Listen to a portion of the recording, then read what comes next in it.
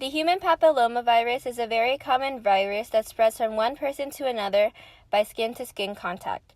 HPV can be spread through vaginal, anal, and oral sex, but it can also spread through intimate contact without having sexual intercourse. Most people who have sex will get HPV sometime in their lives. However, few people will realize they have HPV. In fact, most HPV infections go away naturally in less than 2 years. The most common modes of transmission with skin-to-skin contact are through anal or vaginal sex. Another mode of transmission, which is non-sexual, is a transmission from a woman to a newborn infant at the time of birth. Over the years, researchers have found that there is no known seasonal variation with just the human papillomavirus infection itself.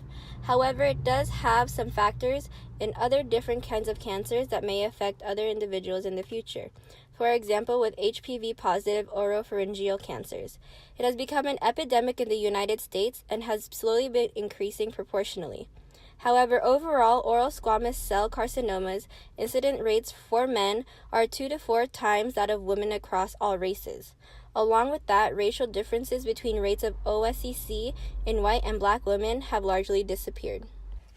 With the table to the left, you can see the number of cases of oral squamous cell carcinoma among ages 0 to 84 between 1973 and 2012 by race and cancer subsite groups. As you can see, with white men, they have the highest number of cases that are related to HPV compared to black men, white women, and black women whose cases are unrelated to HPV.